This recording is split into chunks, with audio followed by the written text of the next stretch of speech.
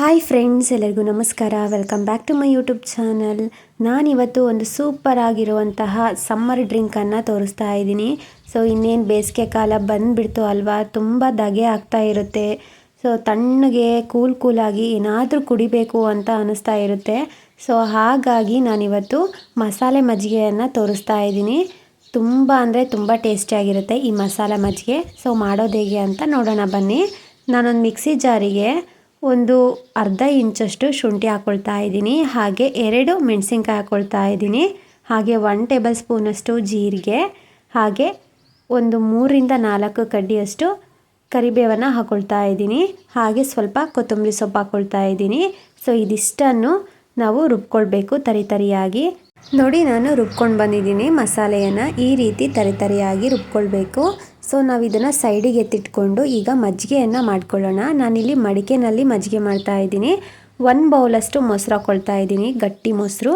ನಾನಿಲ್ಲಿ 1 ಬೌಲ್ ಮೊಸರಿಗೆ 2 ಬೌಲಷ್ಟು ನೀರು ಹಾಕ್ಕೊಳ್ತಾ ಇದ್ದೀನಿ. ಸೊ ಆಮೇಲೆ ಇನ್ನೊಂದು ಸ್ವಲ್ಪ ನೀರನ್ನ ಸೇರಿಸ್ಕೊಳ್ಳೋಣ.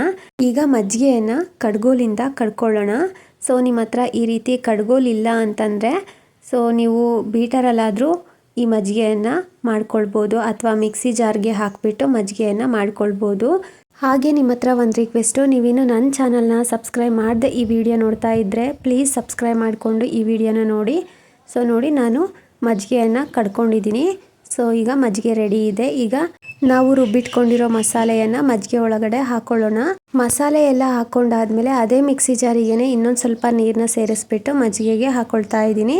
ಸೊ ನೋಡಿ, ಈಗ ರುಚಿಗೆ ತಕ್ಕಷ್ಟು ಉಪ್ಪು ಹಾಕ್ಕೊಳ್ತಾ ಇದ್ದೀನಿ. ಈಗ ಒಂದು ಸಲ ಮಸಾಲೆ ಎಲ್ಲ ನೀಟಾಗಿ ಮಜ್ಜಿಗೆಗೆ ಮಿಕ್ಸ್ ಆಗೋ ಹಾಗೆ ಮಿಕ್ಸ್ ಮಾಡಿಕೊಂಡ್ರೆ ಮಸಾಲೆ ಮಜ್ಜಿಗೆ ರೆಡಿ ನೋಡಿ.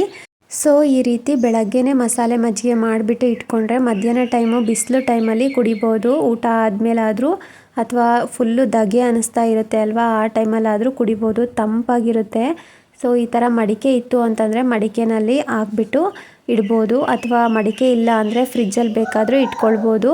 ತುಂಬಾ ಚೆನ್ನಾಗಿ ತಂಪಾಗಿರುತ್ತೆ ಮಸಾಲೆ ಮಜ್ಜಿಗೆ. ಸೊ ನಾನು ಇದನ್ನು ಒಂದು ಚಿಕ್ಕ ಮಡಿಕೆಗೆ ಸರ್ವ್ ಮಾಡ್ತಾ ಇದ್ದೀನಿ, ತಣ್ಣಗಿರುತ್ತೆ ಅಂತ ಹೇಳಿಬಿಟ್ಟು.